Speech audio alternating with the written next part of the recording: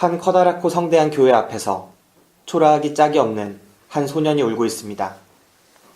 지나가던 예수가 그 모습을 보고 다가가서 이유를 묻습니다. 그러자 아이가 대답합니다. 이곳 사람들이 저처럼 가난한 아이는 절대 들어와서는 안 된대요. 그러자 예수는 말했습니다. 걱정 마라. 이곳은 나도 아직 한 번도 들어가 보지 못한 곳이란다.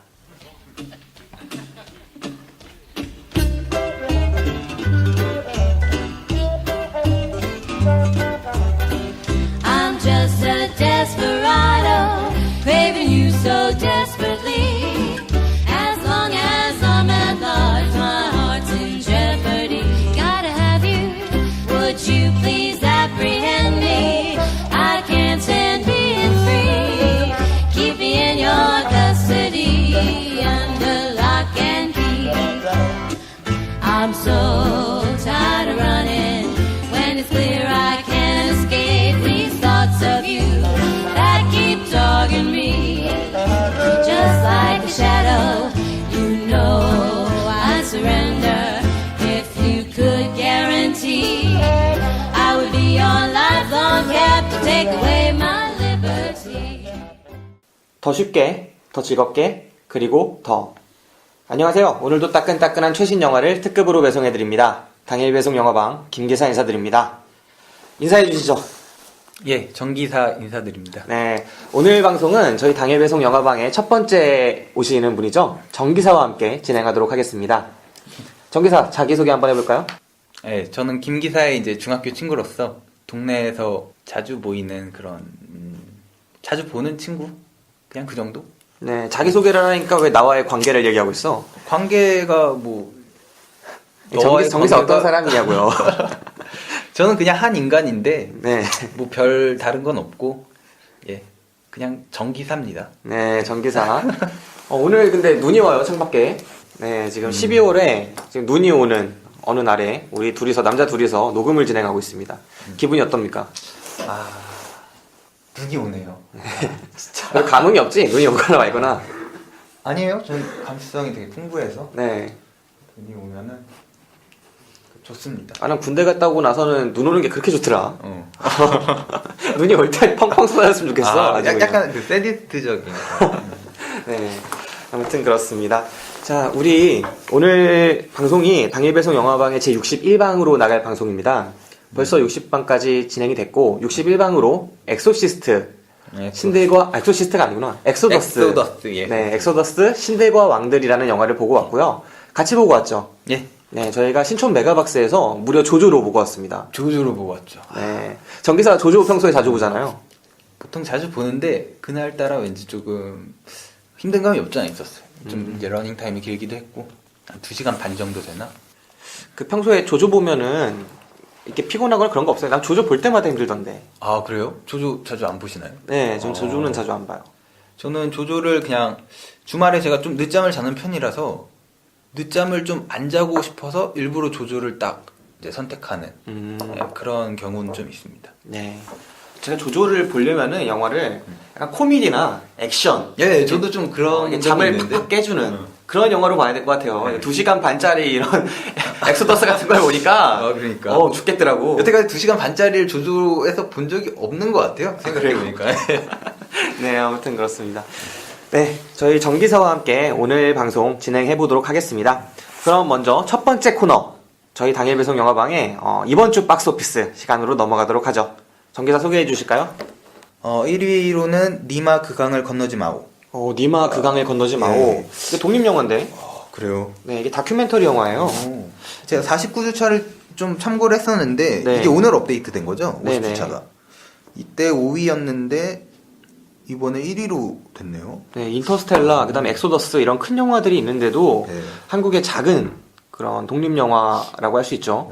그런 영화가 지금 엄청나게 인기몰이를 하고 있습니다. 다큐멘터리 영화들이 보통 이렇게 인기를 끄는 경우가 드문데 지금 예외적인 현상이죠. 그리고 이 영화 보시는 분마다 그냥 눈물이 아주 장난이 아니라고 해요. 아 그래요? 다큐멘터리인가요 이게? 네, 어느 노 부부의 그런 사랑을 다룬 영화 찍는 동안 할아버지가 그 강을 건너셨죠. 네, 그래서 더 슬픈 영화가 됐다고 합니다. 뉴스에도 자주 나와요. 어떻게 보면 좀 로맨스라고 하면 되나? 네, 로맨스라고 할 수 있죠. 73년 해로 했다고 하시니까. 오. 네. 자, 두 번째 영화 뭡니까? 인터스텔라. 인터스텔라는 아직도 2위네요. 네, 여전히 인기는 많네요. 네, 지금 현재 누적 그 관객 수가 970만입니다. 아, 1000만을 눈앞에 두고 있는 그런 영화라고 할 수 있겠죠. 제 동생도 어제 그 회사에서 주말마다 집에 오거든요. 근데 주말에 영화를 보러 갔더라고요. 김포공항으로. 인터스텔라를 그렇게 짬내 갖고 막 보러 가고 하는 걸 보니까 야, 이거 대단한 영화구나 하는 생각이 들었습니다. 보셨나요, 인터스텔라? 저 봤죠. 그리고 악평을 그냥 아주 이곳저곳 다 풀어놨는데 너무했던 것 같아요, 제가. 아, 그래도 괜찮은데, 저. 영화 재밌게 봤어요? 네. 어땠는데요? 저는 꽤 괜찮게 봤다고. 네. 갑자기 나한테 반말하는 거야? 봤다고. 봤다고 자부합니다. 나 꽤 괜찮게 봤다고. 이랬잖아. 봤다고 말줄임표가 이제 네. 그 뒤에 있는 거지. 네, 어떻게 봤는데요? 어떤 부분이 좋았어요? 저는 내용 자체는 어떻게 보면 SF에서 좀 뭐 진부할 수도 있는 부분들을 많이 다뤘는데, 전 개인적으로 논란의 연출을 좀 좋아하는 타입인 것 같아요. 네. 그런 논란의 그냥 연출 자체가 좋았어요. 같은 노래를 부르더라도 어떤 그냥 동네 친구가 무슨 빌리진을 부르는 것과 네. 마이클 잭슨이 부르는 빌리진이 다르듯이 어떤 같은 내용을 다뤄도 그렇게 다른 느낌으로 연출할 수 있구나. 근데 동네 친구 할 때 왜 나 보면서 얘기하냐? 네, 빌리진이라는 부르죠. 옆에 있으니까 보면서 얘기한 건데. 내가 부르는 거랑 마이클 잭슨을 비교하는 거 같잖아. 아니에요. 네. 그 비교 대상이 아닌 걸 비교하진 않죠. 네.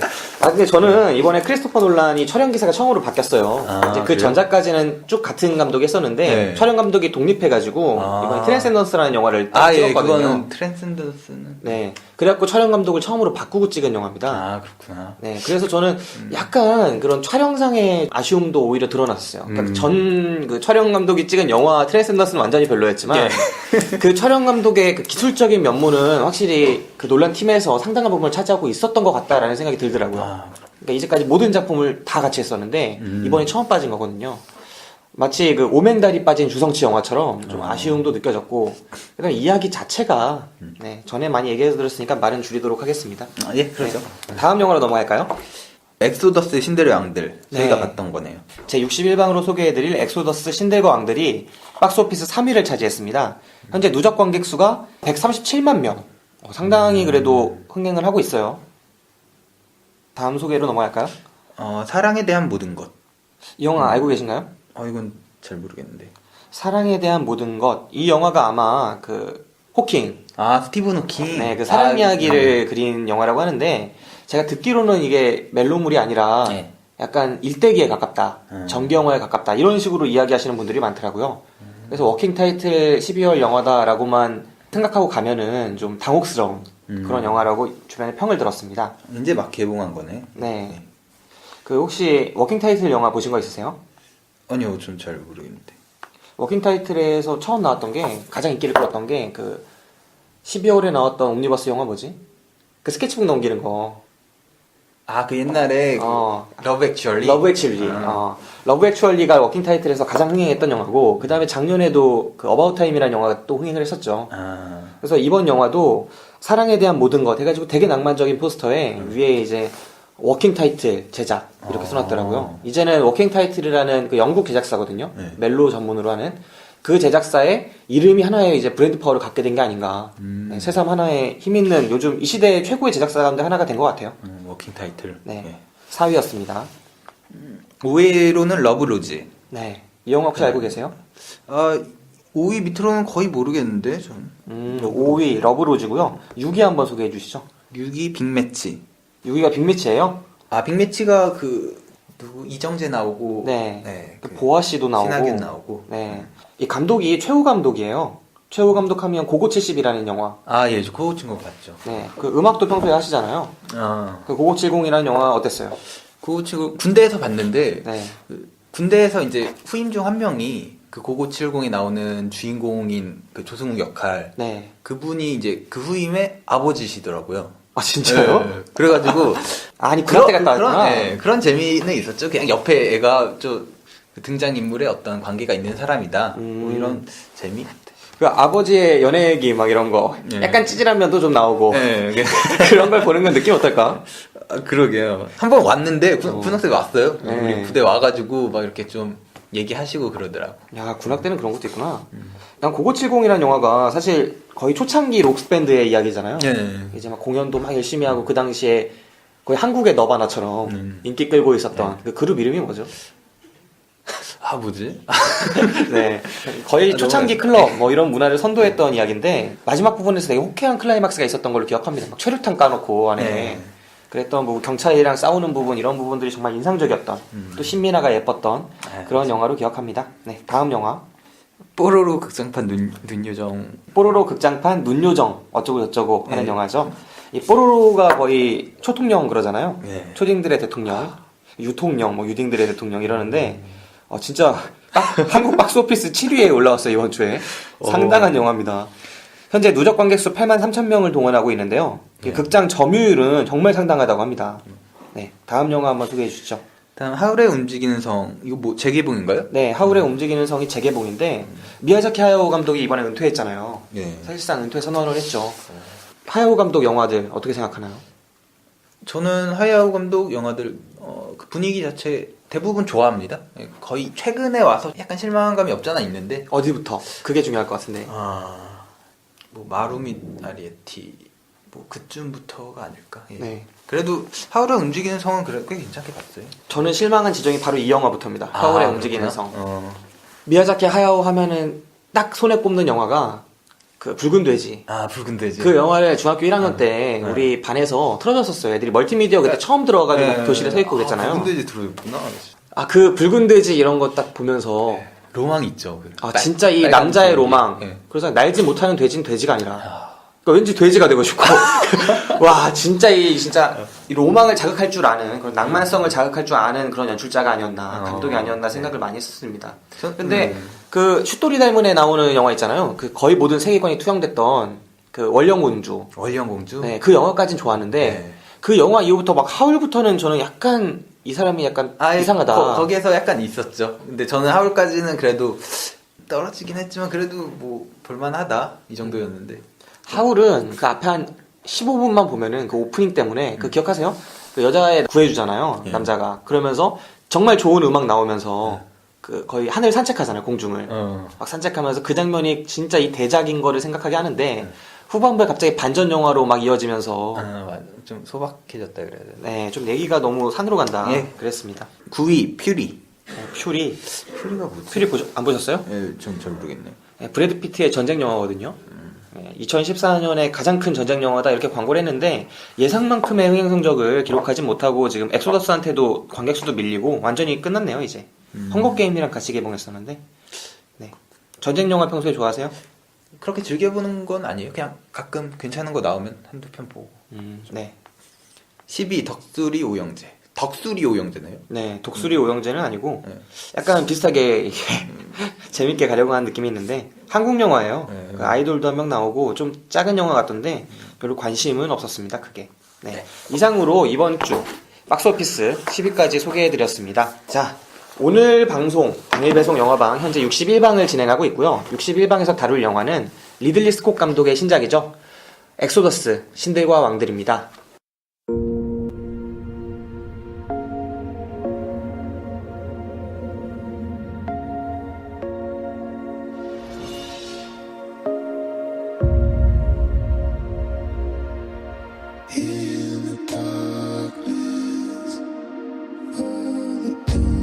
Moses, Ramesses, you grew up together, close as brothers. Keep each other safe. Always.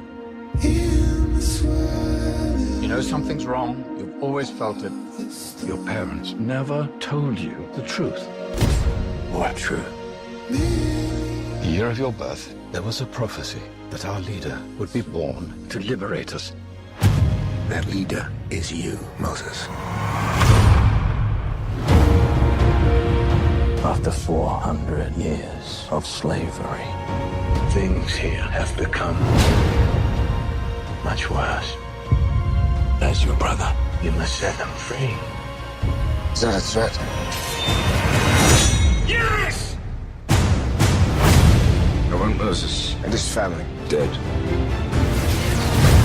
What is the most important thing in You're alive. You are. And when will you leave me? Never. Let's just see who's more effective at killing. You. Or me. Ramesses! Is it meant to humble me? Because it will not!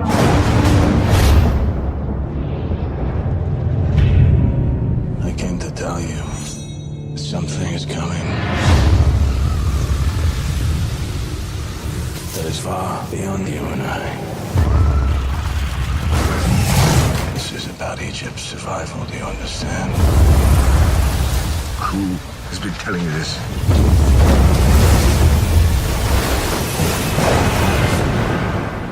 God. I am a god. I am a god! Follow me and you will be free! We're going to recapture 400,000 slaves. We're not recapturing anyone. There is a sea ahead and an army behind! Ready yourselves!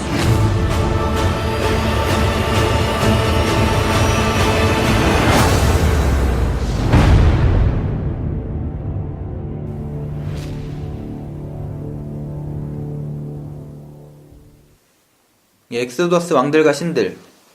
감독으로는 블레이드 러너랑 글래디에이터로 유명한 리들리 스콧 감독이고, 출연으로는 모세 역의 크리스천 베일, 람세스 역의 조엘 에저튼, 그리고 나머지 시고니 위버, 벤 킴슬리, 아론 폴, 안디라 바르마 등등 나옵니다.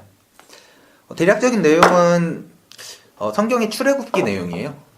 출애굽기 내용이고, 원작에 비교적 굉장히 충실한 그런 영화였던 것 같습니다. 다른 말로는 이제 리들리 스콧의 출애굽기라고 해도 될 만큼 네. 원작에 충실했고요. 기본적인 틀은 성경의 출애굽기 내용이고, 다만 세부적인 연출에 있어서 비교적인 현실감을 살렸다는 것이 원작과 이제 좀 구별되는 점이라고 할 수 있을 것 같습니다. 그 원작이라고 말하는 게 그 구약의 출애굽기 말하는 거죠? 예, 그죠. 네. 자, 정기사가 지금 영화 간략한 소개를 해줬고요. 정기사는 이 영화 어땠어요? 저는 그냥 볼만은 했으려나? 네가 봤잖아. 지금 뭐 하자는 거야? 그냥 볼만한 부분도 있었고, 네. 조금 약간 진부하다 이런 부분도 있었고, 음. 그냥 약간 복합적입니다. 네, 복합적이었어요.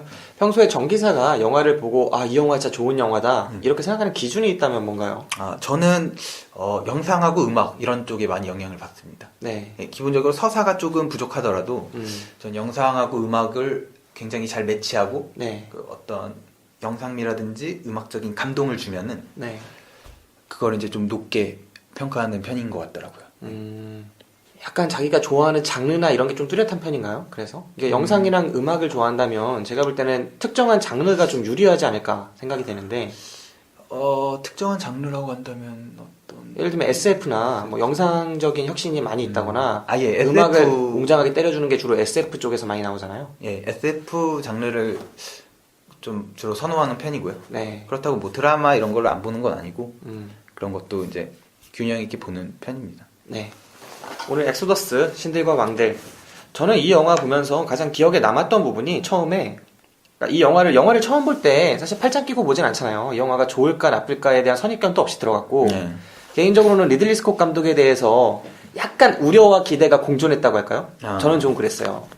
제가 리들리 스콧을 처음 기억하는 게 블레이드 러너, 아까 말씀해 주셨던 그 영화, 그리고 델마와 루이스, 그 다음에 또 글래디에이터, 네. 뭐 많은 영화들이 있었잖아요. 그런 영화들을 되게 인상 깊게 봤었어요. 그래서 나름 팬이라고 할 수도 있었는데, 언젠가부터일까 그 킹덤 오브 헤븐이랄까요? 그 영화 이후부터는 그 2005년작인데 로빈 후드, 킹덤 오브 헤븐, 그 다음에 카운셀러 막 이런 영화들에서는 정말 실망스러웠거든요. 그리고 특히 프로메테우스, 예. 이게 절정이었죠. SF 영화였는데 이 영화들 사이의 간극이 전 되게 크다고 생각해요. 리들리 스콧의 좋았던 영화들과, 그러니까 뭐 델마 루이스, 에이리언, 블레이드 러너, 그 다음에 글래디에이터 이런 좋았던 영화들과 나빴던 영화들 사이의 간극이 너무 크고, 그게 시간적으로 딱 킹덤 오브 헤븐 이후의 영화들은 정말 별로였고 그 이전의 영화들은 상당히 괜찮았기 때문에 이 영화가 어떨까 좀 걱정을 갖고 들어갔어요. 거기다가 이야기 자체가 엑소더스니까 당연히 출애굽기겠구나 네. 생각을 하고 들어갈 수밖에 없는 거죠. 들어가는데 초반에 조슈아가 등장하는 장면이 있어요. 채찍질 당하면서 조슈아가 막 채찍질 당하는데 크리스찬 베일이 사찰하다가 그 걔는 누군데 때리냐 이러잖아요. 아, 조슈아가 이제 여우수아. 여우수아. 네. 네. 근데 영화에서 이제 조슈아라고 부르잖아요. 네. 근데 자막으로는 여우수아. 네. 거기서부터 뭔가 이거 종교 영화 느낌이 팍 나는 거야. 그 이름을 그렇게 바꿔서? 예, 그러니까 막 그런 거 있잖아. 되게 성경에 나오는 용어. 그러니까 실제로는 그렇게 그걸 안 지킨다, 부르는데 이런. 파라오인데 막 바로라 그러나? 바로왕. 바로 파라오 이러죠. 예, 막 이러잖아요. 성경에 있는 말이랑 실제로 나오는 말이 다르잖아요. 영화 속에서는 다 영어 쓰고 영어 쓰면서 조슈아라고 하는데 분명히 내가 듣기로는 그 여우수아라고 나오고 거기서부터 약간 핀트가 이거 너무 종교 영화 아닌가 하는 생각이 걱정이 들더라고요. 근데 언어는 어떤 그냥 영어 다르고 어떤 다른 언어를 쓴 거 아닌가요? 뭐 바로 같은 거는 굳이 이제 성경적인 영어 언어라기보다는 히브리어라든지 뭐 이런. 그러니까 출애굽기가 애굽이 이집트잖아요. 네. 그러니까 그 애굽을 그렇게 썼듯이 아, 그냥 그런 이름의 그리스 말에서 차용했듯이 네. 그 뭐지 아이구토스인가 아마 그럴 건데 그게 이집트 가리키는 말일 거예요.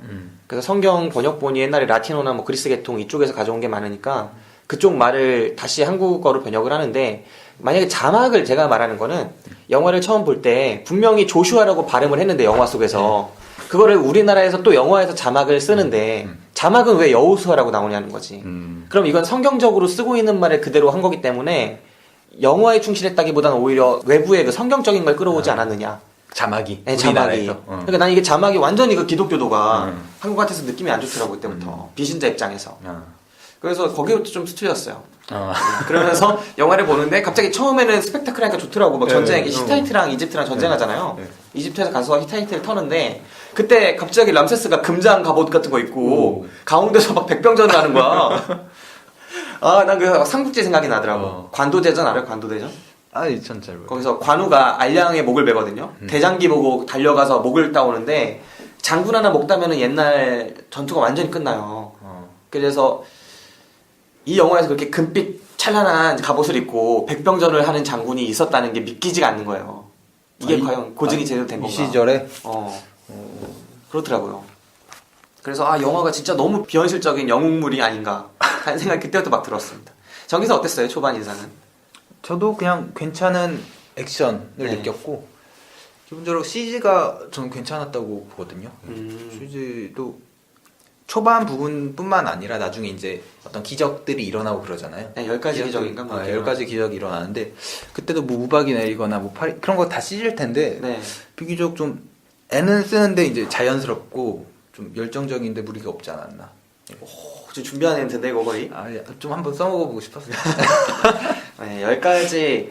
그러니까 이 이야기 자체가 출애굽기의 그 서사를 그대로 따르고 있다 보니까 네. 출애굽기에서 가장 인상적인 부분이 이집트에서 이제 이스라엘 민족을 탈출시키려는 모세의 노력들이 막 보여지잖아요. 네. 근데 모세는 약간 게릴라 전형식으로 계속 이집트에 타격을 주려고 하는데 그 방법이 잘 먹히지 않으니까 신이 막 화를 내면서 그렇게 해서 10년 넘게 걸리겠다. 근데 내가 끝낼 테니 넌 봐라 하면서 10가지 기적을 행하죠. 그게 성경 속에서도 정말 멋지게 등장하잖아요. 네, 그죠. 그 10가지 기적을 하면서 거의 이집트 사람들한테 폭격을 가하는 겁니다. 파리떼가 나오고 뭐 악어떼가 처음에 난동을 피우고 피바다가 되고 강이 되고 네, 나일강이 완전 피로 물들고 그게 붉은 플랑크톤 뭐 어쩌고 얘기를 막 하는데 그런 다음에 이제 뭐 파리떼가 나오고 뭐 메뚜기떼가 나오고 우박이 내리고 개구리들이 올라오고 흑암이 되고 네, 그래서 결정적으로 마지막에는 이집트의 모든 장자들을 네. 죽이는 방향까지 가면서 결국은 떠나라라는 네, 식으로 맞아요. 네. 허용을 받죠 파라오한테. 네, 뭐 그런 식으로 이야기 흘러갈 때 그 10가지의 재앙이 상당히 인상적인 CG로 표현이 되지 않았나. 네, 저는 올해 봤던 CG 중에 거의 최고 수준이었어요. 네, 저도 CG는 훌륭했다고 봅니다. 정기사는 이 영화에서 CG 말고 또 좋게 봤던 부분이 있나요? 좋게 봤던 부분은 그냥 영화가 이제 소설 어떻게 보면 람세스 혹시 보셨나요? 람세스 그 책 말하는 거예요? 예. 봤죠. 크리스탄 예. 자크의 좋은 소설이죠. 거기에서 이제 모세랑 이제 람세스의 어릴 적이 좀 많이 표현되는데 그런 거랑 이제 성경의 출애굽기 이런 걸 알고 있으면은 이 문자가 영상화되는 어떤 묘미를 느낄 수 있었다고 생각하고요. 그리고 애초에 좋았던 거는 그냥 크리스천 베일의 연기한 모세가 좀 멋있다. 전 이런 느낌을 많이 받았거든요. 네. 걔가 좀 잘생겨서 그런지 아니면 액션이 좀 돼서 그런지 모르겠는데 신에게 길을 잃었습니다라고 막 찌질하게 막 할 때조차 좀 막 멋있게 느껴지더라고요. 근데 아이씨. 아무튼 배우를 보는 재미가 또 있었고, 네. 그리고 기본적인 서사가 이제 좀 극적이기 때문에, 그러니까 모세라는 인물에 이입해서 본다면은 나름 좀 모험적인 즐거움을 얻을 수 있지 않았나 싶고, 그리고 극적이기 위한 기본적인 거는 좀 갖추고 있다고 생각하거든요. 그 출생의 비밀이라든지 아니면 뭐 친구의 변심, 죽을 뻔한 고비, 네. 뭐 이런 등등, 뭐 신의 등장도 하고. 네. 되게 많은 요소들이 있었죠. 그 말씀해주신 것 중에 그 크리스티앙 자크의 소설 람세스, 예. 이 소설과 그 기원전 15세기 한 1500년대쯤인가요? 그때 이제 탈출하는 얘기잖아요. 예. 이스라엘 민족이 이집트에서 노예 생활을 하고 있었는데 한 400년간. 네, 400여 년간 노예 생활을 했는데 더 이상 못 견디고 약속의 땅인 가나안 땅, 가나안 땅. 네, 젖과 꿀이 흐르는 그 땅을 향해서 탈출을 하는 어떤 모세라는 지도자를 만나서 예언에 따른 탈출하는 그 이야기로 그대로 따르고 있습니다. 예. 사실 모세와 이 애굽에서의 이제 이스라엘인들의 탈출 이 이야기는 출애굽기 기록이 거의 대부분이에요. 이 당시의 역사적 기록 같은 게 제가 옛날에 교회 다닐 때 이 부분이 너무 마음에 안 드는 거야. 내가 성경 읽을 때 구약에서 출애굽기가 너무 싫었어요. 아. 창세기까지는 재밌게 읽었는데 창세기에서도 사실 뭐 소돔과 고모라 얘기도 그렇고 신이 되게 폭력적이잖아요. 아, 쫓아나고. 특히 구약에서 굉장히 굉장히 그- 사람들은 이제 좀 다 죽이고. 약간 느껴지는 게 구약의 신과 신약의 신이 상당히 다른 느낌인데 신약에서는 오히려 예수의 모습들이 상당히 주로 나타나게 되면서 거의 전 민족을 아우를 수 있는 대중적인 신의 모습이 갖춰진다면 구약에서는 진짜 한 민족의 신이라는 느낌이 되게 강해요. 그리고 그 민족도 자기가 좀 수틀리면 막 죽이는 느낌이 강하거든요. 네. 소돔과 고모라를 멸할 때 그 룻이 찾아와가지고 막 이 도시에 뭐 100명의 의인이 있으면 안 죽이겠냐. 그러니까 100명의 의인이 있으면 안 죽이겠다. 10명 있으면 안 죽이겠냐 그러면 10명 있으면 안 죽이겠다. 막 이런 식으로 계속해서 3명 있으면 안 죽인다 그러잖아요. 근데 3명이 없어갖고 도시를 멸하는 거 아니에요. 근데 막 그때 의인의 판단 기준 같은 게 되게 모호하고 근데 결국은 그런 마인드가 출애굽기에서 거의 절정으로 나타나요. 이 신이라는 게 이스라엘 민족의 신이죠. 거의 일방적으로. 그죠. 그러면서 이집트한테는 거의 한 무렵이씩의 복수를 자행하는 거잖아요. 그 9가지의 그 저주를 내린 다음에 네, 여기까지. 10번째 저주가 모든 장자를 죽인다는 건데 네. 그게 성경 민족을 멸하는 그런. 예. 네, 그 성경상으로는 그 훨씬 전에 모세가 태어나던 시절에 그 왕이 예언을 듣잖아요. 파라오가. 그래서 이스라엘 민족의 모든 장자들을 죽여요. 그래서 그 죽지 않게 하려고 모세를 강에 띄우는 걸로 나오잖아요. 그래서 이집트에서 왕실에서 발견하는 걸로 나오는데 네, 거기 양자로 이제. 네. 그거를 신이 그대로 복수하는 개념이거든요. 성경에서 그 느껴지는 눈에 게. 눈이, 눈이. 네, 딱 그 식으로 나가서 10번째 복수를 완수를 하는 장면도 그렇고, 이것들이 되게 거부감이 막 들더라고요. 근데 그런 출애굽기의 이야기를 이 영화가 제대로 따라가고 있으면서, 아까 말씀해주신 비슷한 시대를 배경으로 한 역사적 자료들을 끌어모아서 소설로 만든 거죠. 상상을 동원해서. 네. 크리스티앙 자크의 람세스라는 소설에 그런 이야기들은 거의 반영이 안 되고 있어요. 람세스라는 소설을 읽어보신 분들은 알겠지만 기독교에서 되게 싫어할 만한 내용이거든요. 그 람세스라는 거의 제왕적 군주, 그 속에서 모세의 모습은 되게 조연 중에 조연이에요. 거의 반동분자, 광신자 뭐 이런 느낌으로 나타나요. 저도 람세스란 끝까지 보진 못했고 한 네. 2권 정도를 봤는데 람세스가 굉장히 좀 카리스마 있잖아요. 네. 근데 영화에서 되게 아쉬웠던 부분 중에 하나가 그거예요. 저도 여기에서 영화의 람세스는 철부지? 약간 철부지의 맞아, 느낌이 맞아. 나더라고요. 괜히 약간 표정이 뚱해 있고 뭔가 그러니까 이야기 구조가 어차피 원작을 따를 거면은 모세가 결국은 이기는 거잖아요. 네. 모세가 이기는 걸로 가더라도 그냥 뭐 약간 뭐 철부지 낙역을 이기는 것과 어떤 진짜 뭔가 카리스마 있고 어떤 위험이 있는 그런 캐릭터를 이제 이기는 거하고는 확실히 같은 결과가 나와도 차이가 있을 거라고 생각하는데 이 부분이 좀 아쉽더라고요. 이게 사실 민족과 민족이 등장하는 영화인데 민족과 민족이 등장하는 진짜 이스라엘 민족과 이집트 민족이 등장하고 히타이트도 등장하는데 이 영화를 전체적으로 보면은 주역은 거의 이스라엘 사람들이고 그 안에 담긴 철학이나 사상이나 문화도 이스라엘 중심이에요. 그죠. 그래서 이게 되게 단적으로 드러나는 게 뭐냐면 람세스가 신전 같은 거 건축하잖아요. 예. 근데 그 이집트 사회에서 신전을 건축하는 게 상당한 의미가 있었던 일이죠. 그때는 정말 다신교였고 다신 중에서도 왕이 어떤 신을 선택해서 어떤 신을 강조하고 또 그 신을 섬기는 도시를 어떤 도시를 세우고 그 도시를 어떻게 발전시키고 이런 것들이 왕의 핵심 역량이 보여지는 부분인데 람세스라는 그 소설을 보시면은 그 역사적 사실을 막 조합해서 만든 상상력도 들어갔지만 그 속에서는 왕이 왜 신전을 짓는지 그리고 그 신전이나 이런 걸 건축할 때 그것을 어떤 목적으로 어떤 이유로 그게 정치적으로 어떤 함의가 담겨 있는지 이런 것들이 되게 복합적으로 설명이 된다면 이 영화에서 람세스가 신전 지을 때 그 동상할 때 딱 한마디로 표현하잖아요. 더 크게 지어. 이렇게 하면서 이건 파워야. 그러니까 그 부하가 물어보잖아요. 도대체 무엇을 위한 파워였냐. 네. 그러니까 파워는 파워를 위한 파워지. 되게 단순하게 말하잖아. 너무 캐릭터가 단순했던 것 같아. 왜 바보 멍청이잖아 거기서 거의. 바보 되게, 멍청이 독재자. 그러니까 너무.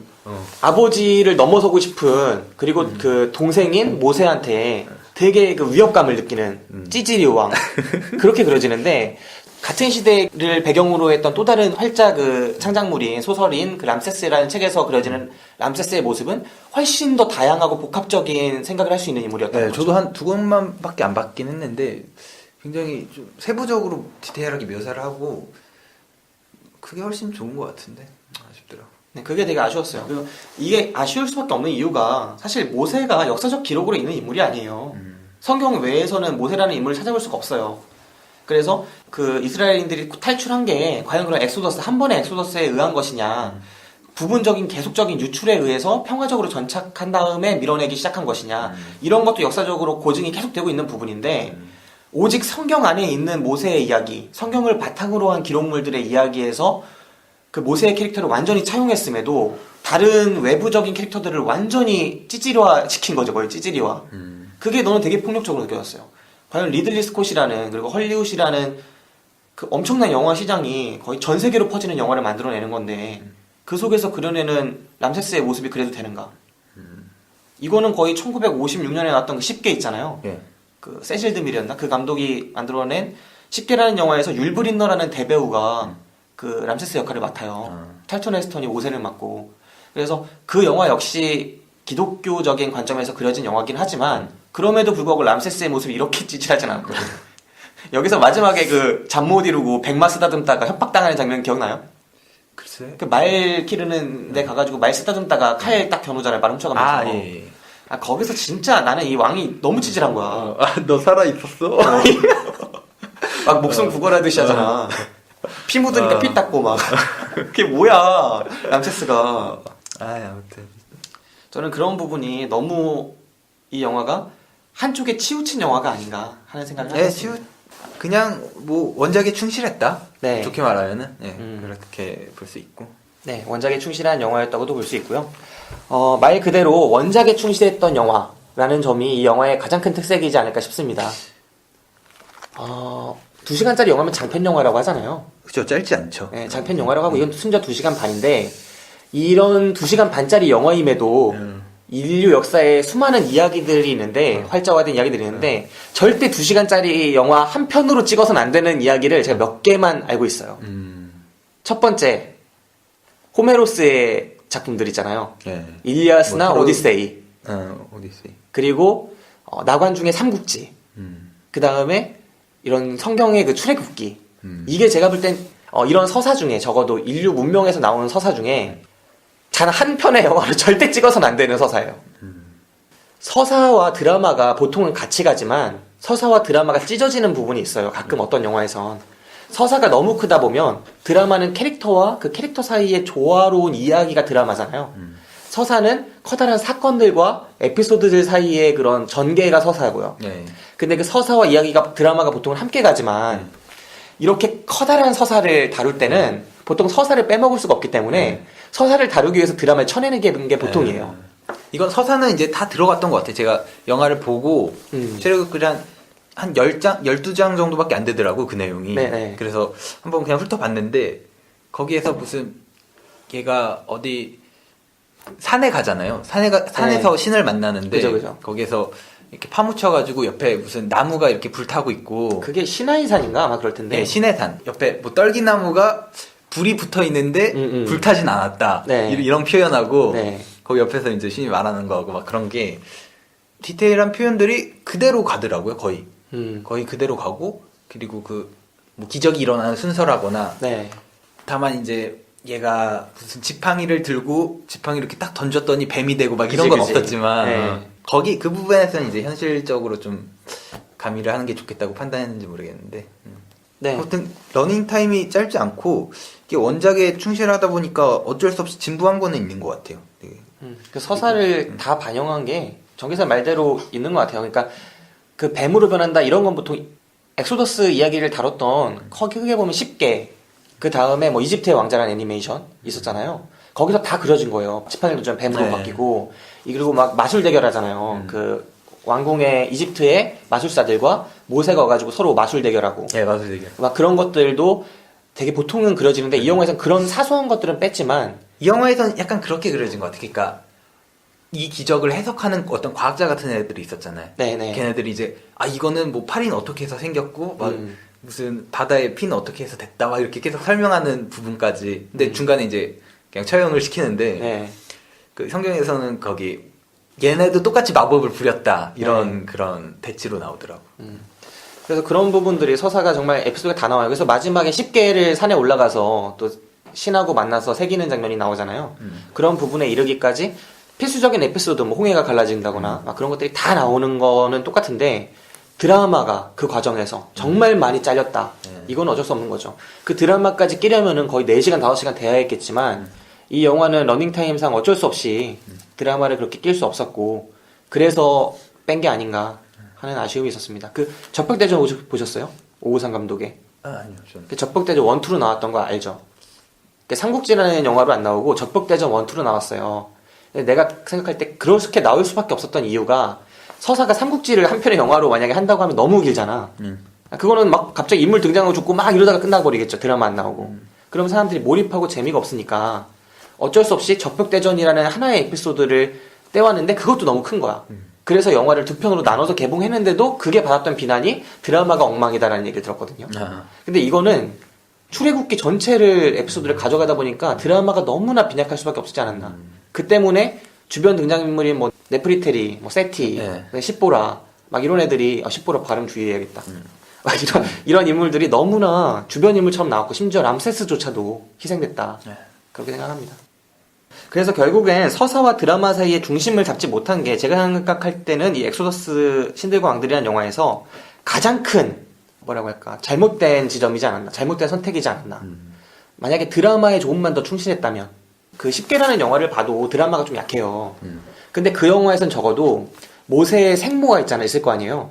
그러니까 모세를 죽지 않게 하기 위해서 물에 띄워보낸 어머니, 진짜 어머니와 그 다음에 이 영화 속에서 잠깐 등장하는 길러준 어머니 있잖아요. 이집트 왕실에서, 그러니까 파라오의 동생, 모세를 길러준 어머니. 그 두 사이에 드라마가 잠깐 등장하거든요. 네, 그 잠깐 등장. 네. 근데 그 부분이 되게 감동적이에요. 그러니까 모세가 그 이스라엘 사람들을 만나서 막 자기의 정체성에 대해서 혼란을 겪게 되잖아요. 그때 길러준 어머니가 친어머니를 찾아가요. 그래가지고 내 아들을 혼란스럽게 하지 말아달라. 하는데 제가 어떻게 말을 하지 않을 수 있겠습니까? 그러니까 내 입은 막을 수 있지만 눈은 속이지 못한다. 막 이런 식으로 대답해요. 엄마가, 친엄마가. 그러니까 그 사이에 두 어머니가 모두 모세를 위하는데 그게 다른 식으로 표출되는 갈등 같은 것들이 드라마를 통해 표현이 되는데 이 영화에선 어머니가 등장을 거의 안 하거든. 친엄마는 아예 안 나오고 길러준 엄마가 대충 나와서 한 장면에서 사라지잖아. 말 옆에서. 한두 장면 나오죠. 네. 그리고 람세스도 얘를 그렇게 미워하는 장면이 제대로 표현이 안 되고 그 람세스의 어머니로 또 시고니 위버가 등장해요. 그 에이리언에서 히로인이었잖아요. 그러니까 에이리언에서 레들리 스콧이 감독했는데 그때 여전사였어요. 근데 여기서 그 람세스의 어머니로 나오더라고. 근데 얘가 되게 견제하는 거야, 모세를. 근데 그런 것도 드라마가 제대로 표현이 안 돼요. 그러니까 내 아들한테 왕권을 뺏어갈 것 같아서 견제한다, 이게 표현이 안 되고 그냥 싫어하는 거야. 근데 그거는 이제 비교 대상 영화가 이제 많은 사람하고 그런 비교 대상 영화가 적은 저 같은 사람하고 봤을 때 저는 이제 그냥 드라마가 그렇게 없었나? 뭐 약간의 뭐 드라마는 있었던 것 같거든요. 그래도 그냥 좀 부분적으로 그냥 빠른 진행을 하면서 저는 약간 좀 빠른 진행이 좋다 보니까 그런 막 디테일한 그 드라마 막 그 감동을 자아내는 그런 것까지 좀 생략해도 뭐 나쁘지 않았다. 뭐 그 정도는. 근데 일단 드라마가 중요하다고 보는 게요. 드라마가 나와서 이 사람이 어떤 생각을 하고 어떤 누구와의 어떤 갈등이 있고 이런 것들이 일상적으로 우리가 느끼는 우리의 삶의 단위가 있잖아요. 일반 사람들 관객들이 느끼는 삶의 단위는 되게 평범한 일들이 많아요. 일상적인 일이 많고 주변의 일들이 많은데 네. 서사만 집중을 하게 될 경우에는 크다란 에피소드밖에 안 나온단 말이야. 네, 그죠. 그러면 이 사람이 평소에 진짜 감정을 느끼고 막 나쁜 감정을 마음을 갖거나 좋은 마음을 갖거나 이런 거는 오히려 평범한 일들 속에서 나타나고 대화나 어떤 사건을 통해 작은 사건들을 통해 나타나는데 그런 게 다 생략되고 드라마가 없다 보니까 큰 이야기 속에서는 너무 단편적으로만 보인다는 거죠. 람세스가 그냥 찌질하고 그냥 나쁘고 그냥 권력장인 인물처럼 보여지는데 이해할 수 없는 악역. 네, 만약에 이 사람한테 어렸을 때 뭐 모세한테 겪었던 뭐 같이 똑같은 걸 배웠는데 모세가 더 잘하는 장면을 보여주고 그때 람세스가 모세를 어떻게 봤고 그 다음에 뭐 어른들은 모세와 람세스가 어떻게 대했고 이런 것들이 하나의 에피소드만 더 등장했어도 조금을 더 이해할 수 있었을 테고 또 람세스가 나중에 모세가 없을 때 그러니까 모세가 성경 속에서는 40년간 떠나 있는데 여기서는 잠깐 떠나 있잖아요. 또 귀향을 그 몇 년 떠나 있는 동안에 람세스가 어떤 일들을 겪었는지에 대한 게 전혀 안 나와요. 영화 속에서. 근데 그게 또 잠깐 그려졌다면 이 람세스란 인물이 모세를 죽이려고 했으면서도 또 형제로서 또 애틋함도 있었을 거 아니에요. 그런 모습들이 좀 더 증폭돼서 표현됨으로써 관객들이 몰입할 수 있었을 거고. 그리고 결정적으로 이 영화가 후반부로 가면서 약간 지루해지기 시작해요. 저거 개인적으로는. 네, 저도 중후반에 저는 제일 네. 좀 지루한. 전 그게 서사 때문이라고 생각해요. 그러니까 서사에 집중을 하면서 빨리 보기식으로 흐르는데 사람의 집중 연기라는 게 내가 관심 없으면 죽기 마련이잖아요. 네. 근데 드라마의 힘이라는 거는 드라마는 캐릭터에 몰입할 수 있게 해주거든요. 아, 이 인물 되게 애처롭다. 라거나 이 인물 되게 멋있다. 라거나 물론 크리스찬 베일이 멋있긴 하지만 그건 되게 개인적 역량 때문이지 그 캐릭터가 좋아서가 아니거든요. 그런 부분이 좀 드라마적으로 보완됐으면 조금은 더 안 지루하게 후반부를 견딜 수 있지 않았을까 하는 아쉬움도 생기는 거죠. 저는 그래서 드라마를 이 영화의 가장 큰 약점으로 꼽습니다. 뭐 이 부분에 대해서 정기사 더 할 말이 있어요? 아니요, 없습니다. 나는 그리고 이 영화가 또 인상적이었던 장면 하나가 이 영화가 상당히 앞에 말했던 것처럼 출애굽기에 기반해서 영화를 진행하고 있잖아요. 네. 그 크리스티앙 자크의 람세스라는 소설 같은 예를 들면 성경에 대한 반박이 될 수 있는 여러 가지 역사적인 그런 설이라고 할까요? 이런 설들을 너무 옛날 얘기다 보니까 설이 많은데 그런 설들을 거의 반영을 안 했어요. 그러니까 거의 기독교 중심적인 이야기를 풀고 가는데 좀 특이했던 게 신에 대한 묘사가 어떻게 읽으면 기독교에 비판적으로도 볼 수 있는 묘사가 중간에 등장을 해요. 예. 이제 시나이산에서 처음 신을 목격을 하잖아요. 이제 거의 귀향 비슷하게 거의 사막을 건너서 가서 시프라라는 여자를 만나서 다른 민족이지만 그리고 또 다른 신을 섬기지만 이 사람은 또 무신론자였죠. 처음에 모세는 가서 이제 결혼을 해서 살다가 어찌어찌해서 오르는 게 금지된 산에 올라요. 그 위에는 신이 살고 있다고 해서 금지된 거였잖아요. 근데 그 시나이 산에 오르는데 거기서 불에 타고 있지만 타고 있지 않은 그 애매한 역설적인 나무를 발견하죠. 역설의 나무를 발견하고 또 신을 만나요. 근데 그 신이 어린아이의 형상을 하고 있죠. 그리고 그 어린아이의 형상이 모세한테 여러 가지 막 질문을 던지고 모세를 막 깨우치게 하는 거예요. 네가 이렇게 평범하게 개인의 행복에 안주해서 사는 거는 진짜 삶이 아니다. 너는 너희 민족을 구출해야 한다는 걸 누구보다 잘 알고 있지 않느냐. 돌아가서 민족의 지도자가 되거라. 막 이런 식의 메시지를 던지다가 나중에 이제 거의 정신분열증을 일으키는 것처럼 이제 모세가 내려와서 여러 가지 그냥 혼자 나와서 어디 걸을 때마다 신이 나타나요. 갑자기 옆에.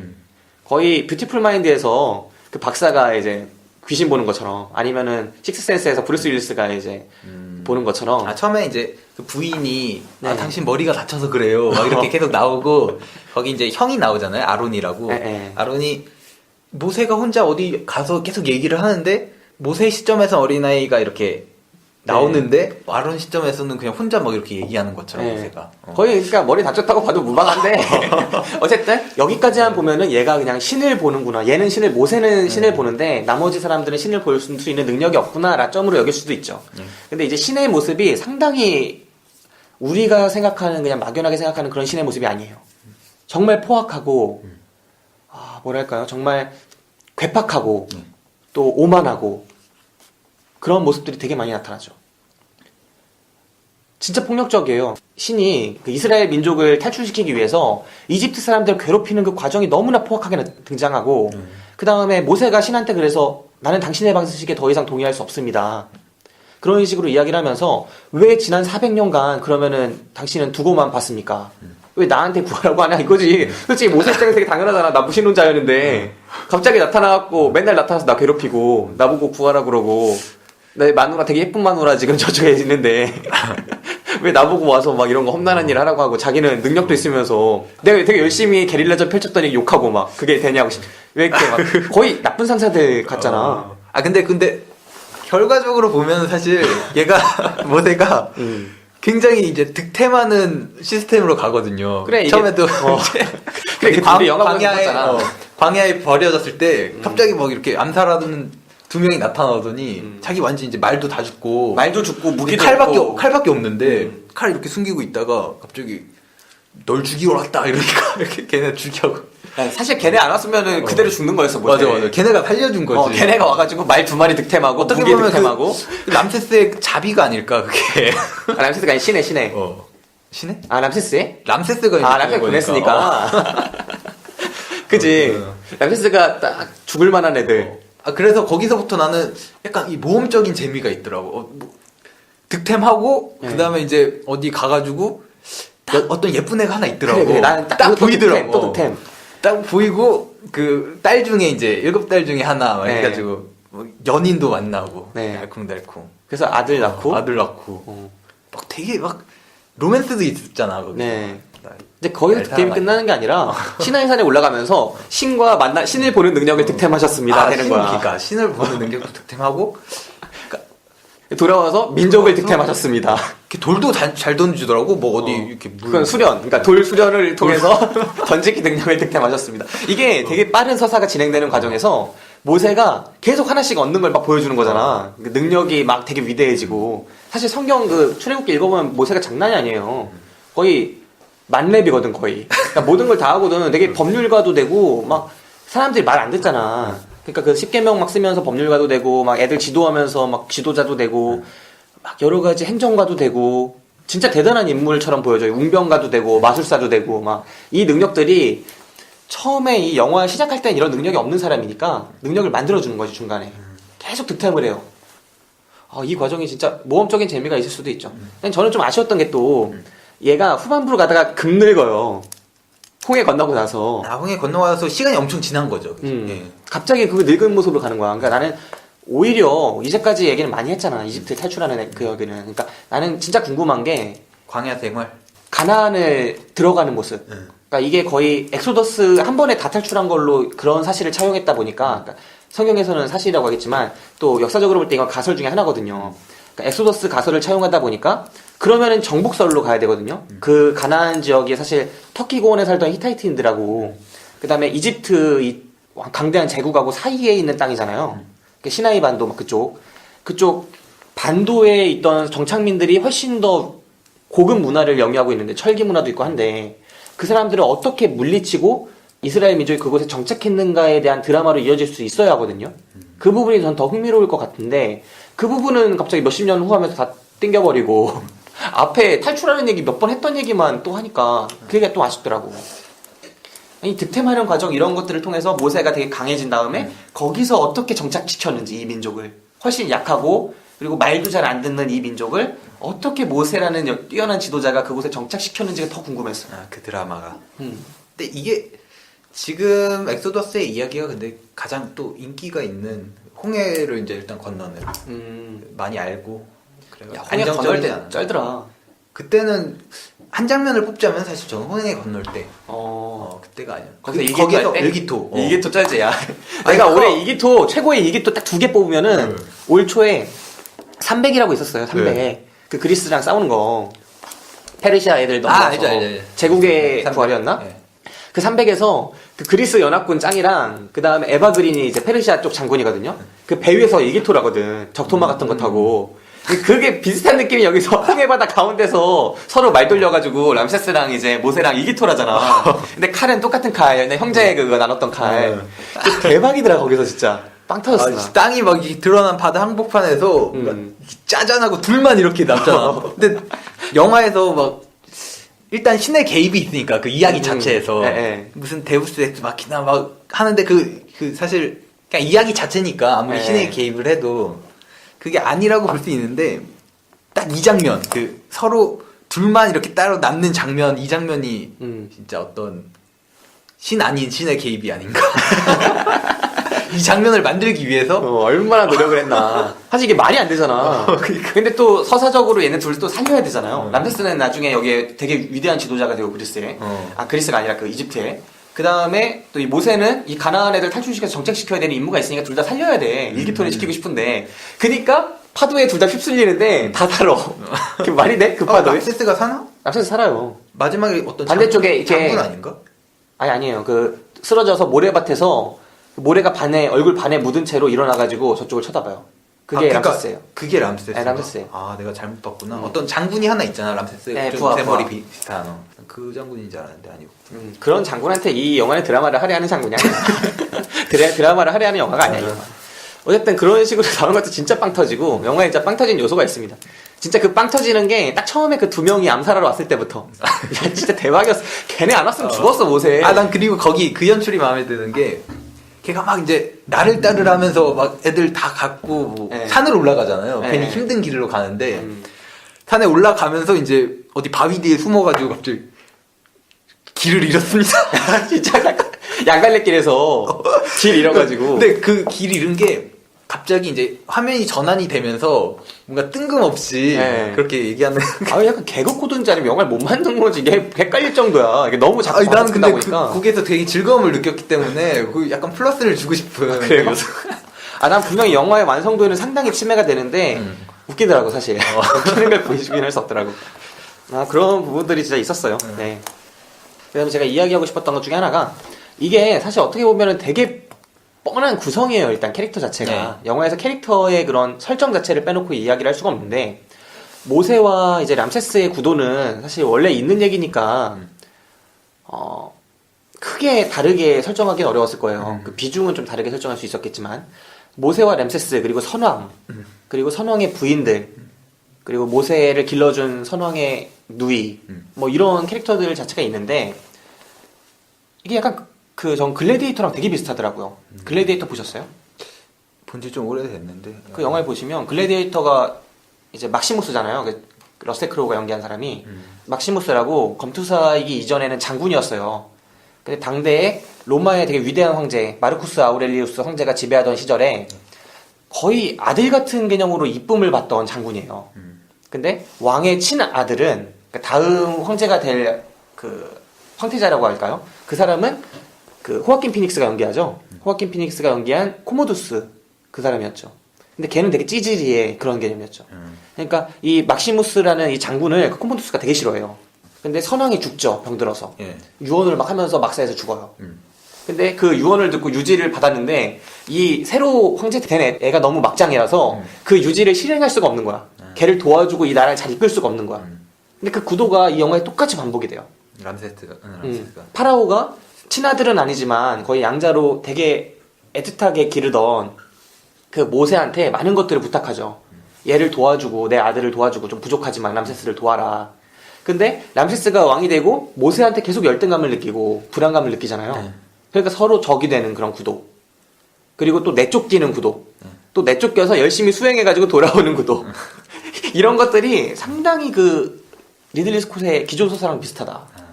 그게 좀 느껴지더라고요.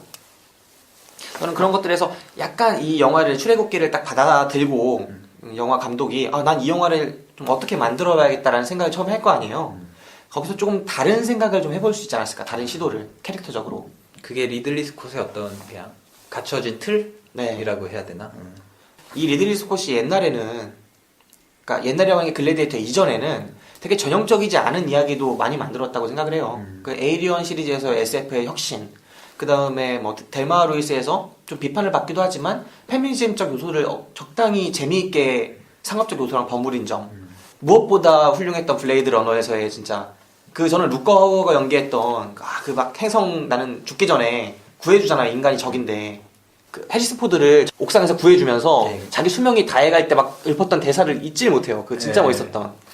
이 빗속에 오리온 행성의 그거 진짜 그 오글거리는 대사가 있는데 그런 멋있었던 캐릭터를 창조했던 그런 영화들을 떠나와서 로빈후드에서의 러셀 크로우의 모습은 진짜 끔찍하거든요. 엑소더스에 이르기까지 진짜 실망스러운 영화들을 반복하고 있는 게 아닌가.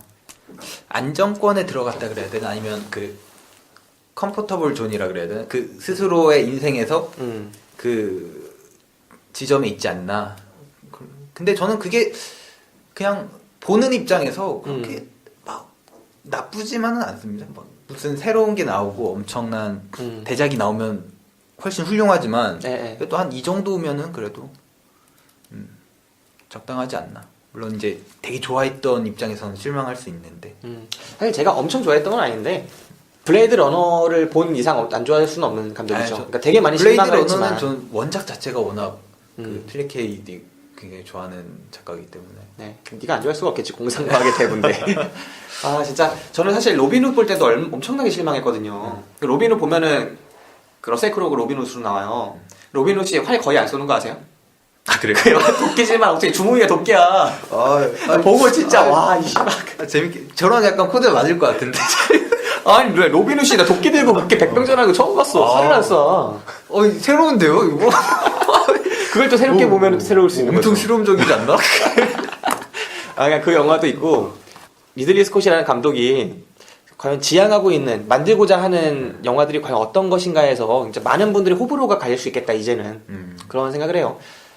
안주하지 않나 기존의 자기의 영화 만들던 틀에서 크게 벗어나지 않지 않나 캐릭터에 있어서도 그렇고 서사에 지는 전개에 있어서도 그렇고 기존에 해오던 방식에서 벗어나지 않는다 이제는 이런 뭐 생각이 드는 한편 이 사람의 기술적 역량이라는 게 정말 대단하다는 걸 새삼 깨닫는 영화이기도 했거든요. 예, 맞아요. 되게 많은 블록버스터가 개봉했던 한 해지만 이 영화의 그 시각적 효과 이 정도에 이른 영화는 거의 없었다고 생각해요.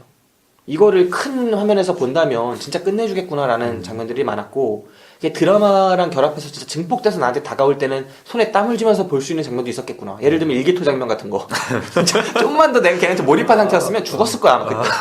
와 씨발 막 응원하면서 바다가 막 이렇게 모세 막 이러면서 왔을 수도 있어. 근데 안 싸우더라고 아쉽게. 나 좀 싸웠으면 좋겠는데. 아 그래. 아무튼 그런 장면이 있었습니다. 네. 이 영화에서 저는 좀 흥미롭게 또 주목해서 봤던 장면이 히타이트인들 나오는 장면이었어요. 그러니까 초반에 걔네가 히타이트인들은 아닌 것 같은데 히타이트 세력의 일부였던 것처럼 보여요. 그러니까 히타이트가 당시 철기 문화에 진짜 강성했던 세력이거든요. 네. 그러니까 터키 고원까지 들어와서 이제 제국을 이루고 있던 세력이고 이집트는 또 남부에서 엄청난 나일강의 그 풍요를 받아서 엄청나게 떴던 세력이잖아요. 그래서 이 영화에서 보여지는 게 이집트가 자꾸 남쪽으로 확장하고 있었어요. 네. 그 람세스 시절에. 그래서 신전 같은 거 지으면서 그 되게 사납고 흉폭한 흑인들 다스리잖아요, 노예로. 그리고 북방에서는 이제 그 이스라엘 애들한테 또 잡아가지고 또 신전 같은 거 짓게 하고 대규모 공사를 하면서 남북으로 막 펼치던 그런 강대한 세력이었는데 히타이트인들과 갈등이 너무 심했어요.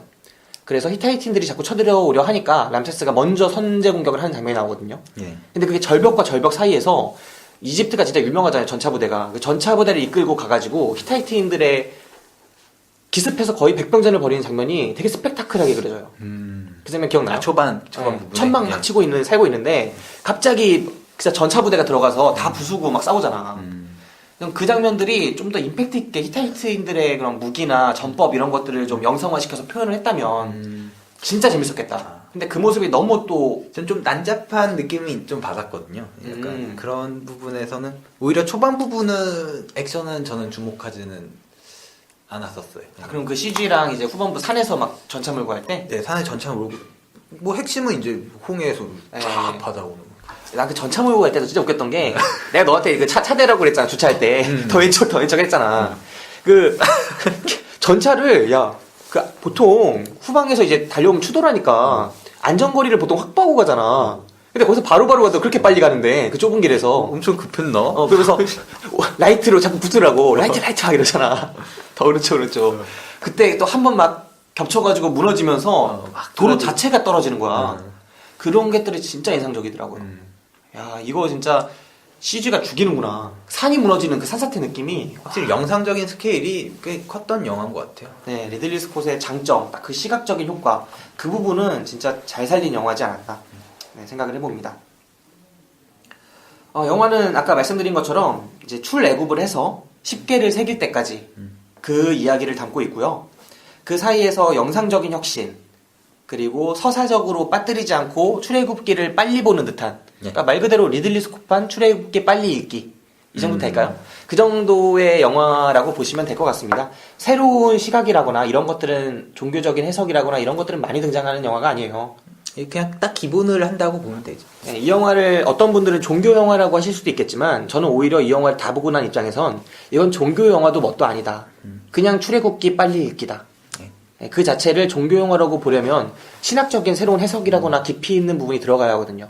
근데 이런 거가 아니라 그냥 말 그대로 있는 서사를 네. 보여준 거, 영상으로 옮긴 것. 그 정도에서 만족할 수 있지 않을까. 근데 어떻게 보면 빨리 읽기도 아닌 게 그냥 출애굽기도 한 2시간 이만 읽으니까. 대박이다 그건 진짜. 맞는 말이야 사실. 출애굽기 짧거든. 네. 아 근데 출애굽기 그냥 출애굽기 그럼 영상으로 읽기. 출애굽기의 영상화. 네, 그 정도로 보실 수 있을 것 같습니다. 그러니까 왜냐면 출애굽기의 행간을 약간 보여준 건 있으니까. 그러다 보니까 2시간 반이 된 거니까. 네, 그렇게 보실 수 있을 것 같습니다. 네, 규모와 기술이 대단한 영화였지만 이 영화의 최대한 아까 말씀드린 것처럼 이 영화의 최대의 차별점은 서사였다.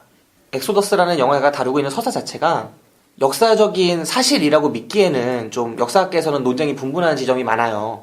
되게 많은 가설 중에 하나일 뿐이고 이 가설이 물론 가장 힘을 얻고 있고 많은 역사학자들이 성경을 사실로 입증하기 위해서 노력하는 측면이 있죠. 그러니까 고고학적인 사실을 찾아서 역사에 합당한 가설을 내놓으려고 노력하는 측면보다는 성경을 맞추기 위해서 막 옛날에 그 있잖아 여호수아가 나중에 장군 되잖아요. 가나안 땅 정벌할 때 막 30바퀴 돌아서 성 함락시키고 이런 것들을 그 성을 일부러 찾아서 30바퀴 도는 적 발견하려고 그러고 막 이런 거 있잖아.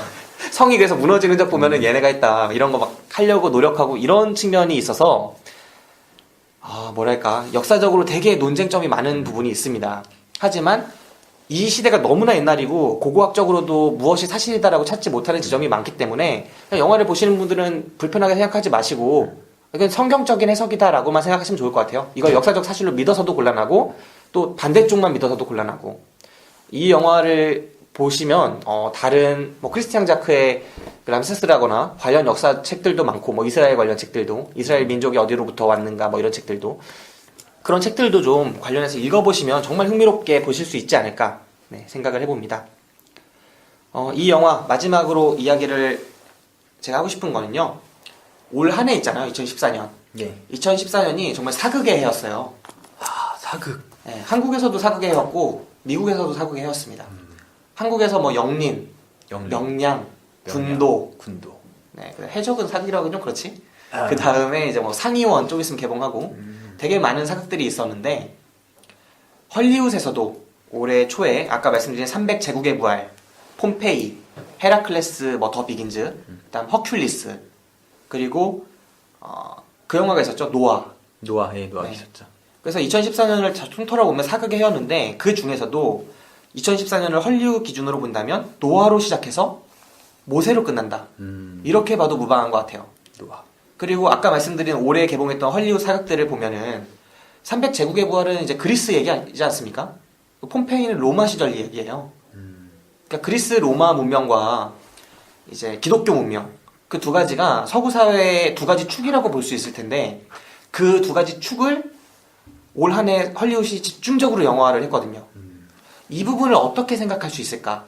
과연 이게 의미가 없는 우연일까? 단지 소재가 없기 때문에 사극을 끌어다 쓰는 것일까? 저는 이 부분에서 좀 생각할 만한 지점이 많다고 생각을 해요. 개인적으로 이 이유를 한번 추정을 한번 해보자면 요즘 미국이 흔들리잖아요.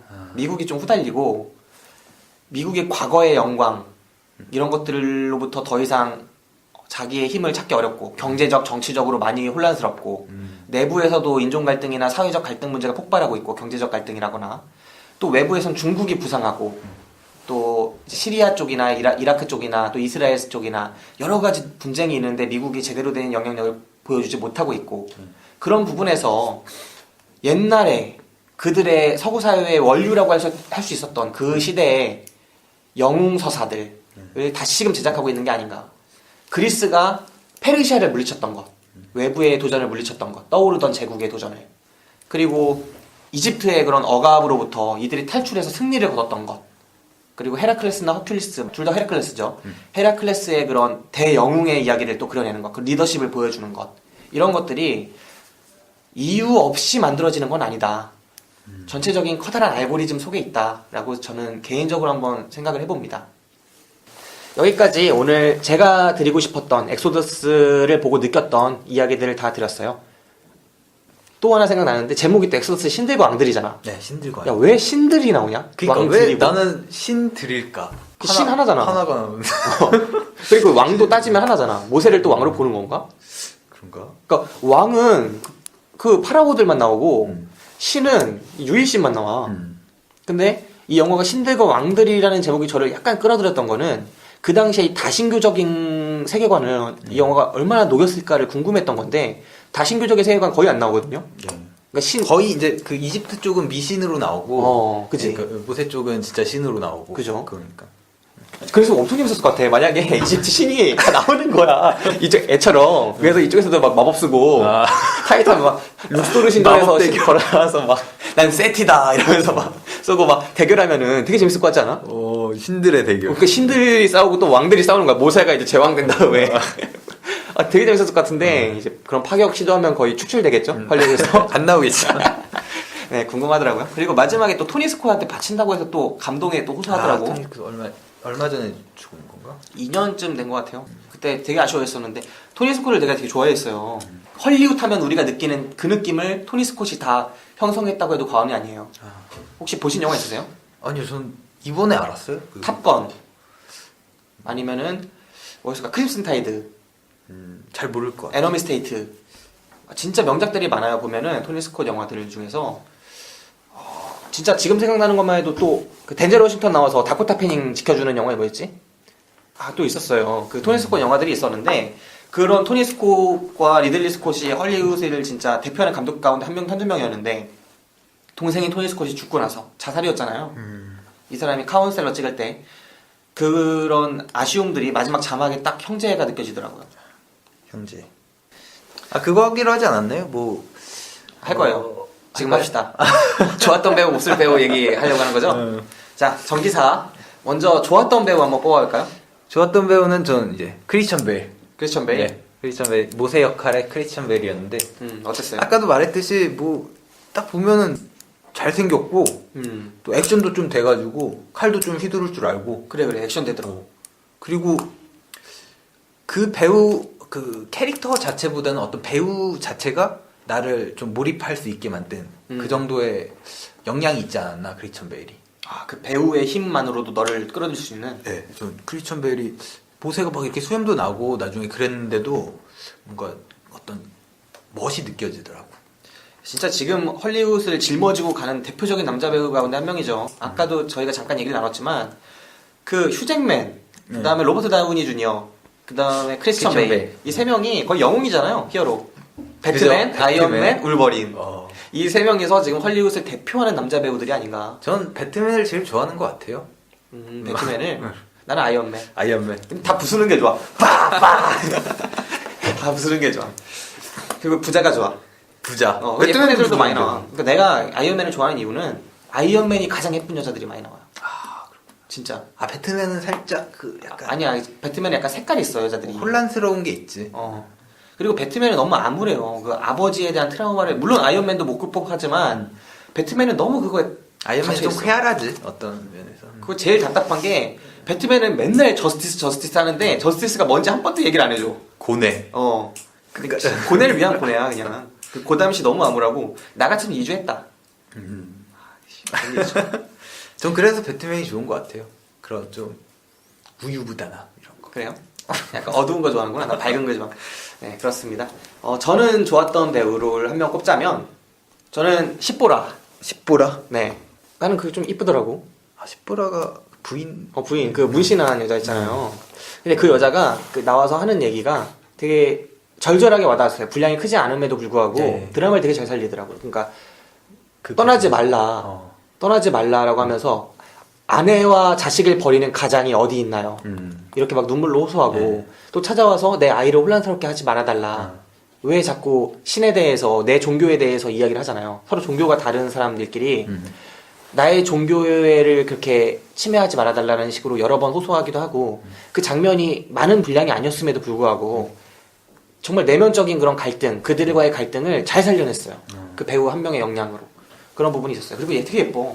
나는 처음에 그 물 기를 때 있잖아. 물 기를 때, 쟤가 히로인이구나. 나도 딱 물 기를 때 그냥 바로 그냥 한눈에 알아보겠더라고. 저게 다음 아이템이구나.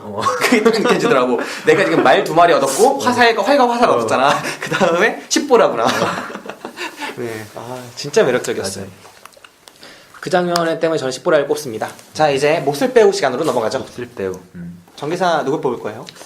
저는 사실 몹쓸 배우라기 하기에는 좀 어린 친구예요. 그 천사 역할로 나왔던 예, 그 거의 신의 대리자. 신의 대리 인격인데 처음에 나왔을 때 약간 어쩔 수 없는 카리스마의 부족 같은 거는 좀 있더라고. 나중에는 이제 나름의 어떤 분위기를 연출하긴 하는 것 같은데 네.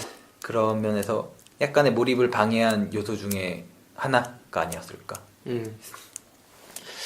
그 아이의 카리스마. 몹쓸 배우라기보다는 그냥 미스캐스팅 정도? 네. 예. 그 아이로 표현한 건 왜 그랬을까요? 글쎄 그거를 그러니까 모르겠어요. 나는 가끔 성경 읽을 때 물론 그렇게 직선적이진 않지만 성경 전체가 신의 성장기가 아닌가 하는 생각이 들었었어요. 그러니까 구약에서 신약을 훑을 때마다 구약 초반에는 진짜 애가 그렇거든. 점점 커나가 애가 성숙해. 그리고 신이 인간한테 맞추는 느낌이 나는 거야 나중에는. 약간 신약 후반부에 가면은 저도 구약 신이 되게- 진짜 매력 있어. 읽으면서 되게 이해한 같던 게 예. 그냥 다 죽이려고 그러고 막 민족을 멸하려고 그러고 신의 미운 6살? 미운 6살이 신의 모습을 보여준다니까. 나중에 그 거의 계약 맺잖아요. 시나이 산에서 이제 10계명 하면서 네가 모세가 지도자는 죽더라도 기록은 영원하다. 그러면 제도와 문화는 영원하고 그러면서 지금 동의하지 않으면 새기지 마라 하는데 새기면서 끝나잖아요, 영화가. 그 부분에서도 좀 애매했어요. 네. 하지만 저는 리들리 스콧 감독이 엑소더스 2를 찍었으면 좋겠습니다. 이제 가나안에서 벌어진 이야기. 나올까요? 난 안 나올 것 같은데 나왔으면 너무 좋겠어.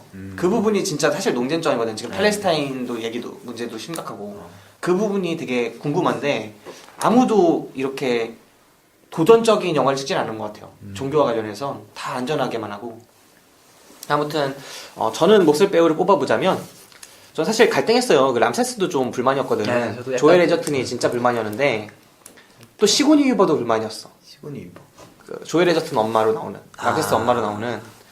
잠깐 나오는. 네. 하지만 분량이 조금 더 큰 조엘 에저튼 람세스로 하겠습니다. 람세스가 캐릭터가 너무 작기도 했지만 이 정도 분량이었으면 그래도 표현해주는 게 이렇게 약했으면 안 됐어요. 네. 아무리 나약하고 혼란스럽고 그래서 모세를 좋아하지만 불안에 떠는 그런 왕을 그리고 싶었더라도 그런 파라오를 그리고 싶었더라도 이건 아니지. 이거는 진짜 찌질이잖아. 그러니까 막 너무 철부지야. 근데 그게 그 배우의 탓인지 아니면은 캐릭터의 탓인지? 캐릭터의 탓인지 전 그것 때문에 저도 약간 람세스를 생각을 했었는데 거기에서 이제 가늠을 못 하겠어서 전 다른 배우를 뽑았는데. 근데 그런 거는 다른 작품을 보면 확실해져요. 제가 10개를 봤잖아요. 그 다음에 이집트의 왕제도 봤고. 근데 10개에서는 율브린너가 연기하잖아요. 근데 율브린너는 되게 명배우고 대머리 빡빡이 아저씨. 그 왕관화의 왕으로 또 나왔던 왕 전문 배우죠. 그 율브린너가 되게 포스 있게 연기해요. 분량이 역시 제한적인 그런 역할임에도 불구하고 캐릭터가 진짜 한 사람의 카리스마만으로도 좀 사는 부분이 있구나. 이게 되는데 이 영화에서는 그게 없었고 또 그 애니메이션에서의 람세스는 또 찌질형이거든요. 근데 애니메이션보다 연기 못하는 거야. 진짜 대박이야 이거는. 조엘 에저튼이 애니메이션보다 더 그게 찌질함이 안 살아. 그렇구나. 그러니까 찌질함에서도 실패하는 거구나. 찌질함이 실패하는 거야. 그러니까 멋있는 건 포기했지. 근데 찌질함이 진짜 정통 찌질함이 아니야. 약간 찌질함이 잘 안 살아요. 그러니까 얘가 좀 멋있으려고 하는 부분이 있어요. 찌질한데 멋내는 부분이 있단 말이야. 막 아들 잃고 막 가가지고 우리 아들들 대체 어떤 신이 아들들을 죽이냐. 아무 죄가 이 아이들한테 무슨 죄가 있다고 막 이러잖아요. 그랬더니 그때 크리스찬 베일이 또 찌질하게 나와서 우리 이스라엘 사람은 하나도 안 죽었는데 이러잖아. 우리 이스라엘 아들들은 안 죽었는데 그러니까 얘가 되게 화나가지고 그럼 꺼져 이러잖아요. 그것도 솔직히 말이 안 된다. 드라마상으로 캐릭터적인 완결성을 생각해본다면 우리 민족은 아들 다 죽었어. 그래갖고 찾아갔는데 이스라엘 대표가 나와서 우리 아들들은 안 죽었는데 이러는 거야. 그럼 거기서 나가라고 하겠냐 죽이겠냐. 군대 끌고 왔는데 자기가 파라오인데. 근데 그것 때문에 그렇겠죠? 막 이 재앙 때문에 여태까지. 또 쫄아서. 쫄아가지고. 진짜 그런 부분들도 아쉽더라. 그리고 나는 진짜 또 아쉬웠던 게 10대 재앙이 막 일어나잖아요. 그러면은 그 재앙이 일어날 때 분명히 그 당시 고대의 황제 권력은 흔들렸을 거란 말이야. 파라오는 이 사람들한테 엄청나게 압박을 가했을 거고 왜 이렇게 재난이 많이 일어나는데 왕은 뭐하냐 했을 텐데 그런 내부적 갈등이 안 나타나. 그러니까 파라오의 절대 권력이 더 강하대. 그런데 애들 죽이는 것만 나와. 그런 것들도 너무 이쪽을 묘사를 안 하지 않았나, 한쪽은. 그게 보여줬으면 훨씬 더 복합적인 갈등이 깊게 들어갔을 텐데. 그냥 악역으로 만든 것 같아. 성과 구도가 되게 확실하게. 전 그런 면에서 람세스를 뽑겠습니다. 그리고 시고니 위버는 진짜 에이리언의 대배우가 우정 출연해서 잠깐 나온 게 너무 아쉬웠다. 그런 정도의 아쉬움 표하고요. 람세스가 아쉬웠습니다. 자, 이제 이 영화 추천, 비추천 시간으로 가겠습니다. 전기사 한번 뽑아주시죠. 저는 추천 비추천 있고 보던지 말던지가 있는 거잖아요. 네, 보말. 저는 뭐 보던지 말던지 예, 이쪽으로 하겠습니다. 왜 보말이에요? 비추천하기에는 볼만한 점이 있었고 그렇다고 추천하기에는 다른 걸 추천하고 싶은 것들이 더 많아서 예, 그냥 보던지 말던지가 적당한 보든지 것 말든지. 이 영화를 총평을 한번 해주신다면 어떻게 될까요? 보말이지만. 총평. 아까도 얘기를 했는데 네. 그냥 엑소더스 신들의 왕들은 다른 말로는 리들리 스콧의 출애굽기 라고 해도 될 만큼. 그리고 이제 CG. 네. CG가 이제 애는 쓰는데 자연스럽고 열정적인데 무리가 없다. 이 정도. 네. CG만큼은 분명히 공감할 만한 부분이 많았어요. 예. 저 역시 이 영화는 보말입니다.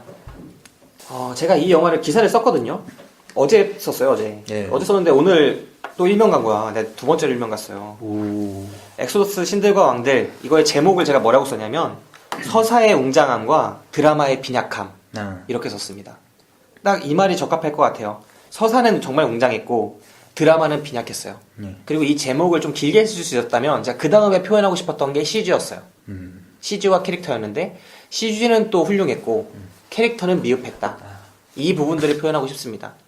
이 영화가 장점과 단점이 정말 확실했고 리들리 스콧의 장점과 단점으로 그것이 이어지고 그래서 이 감독의 다음 작품이 역시 기대 반 우려 반이 될 수밖에 없는 그런 작품이지 않았나 생각을 해봅니다. 네. 완전 실패한 건 아니네요. 네, 분명히 기술적으로는 좋은 면이 많았다고 생각을 해요.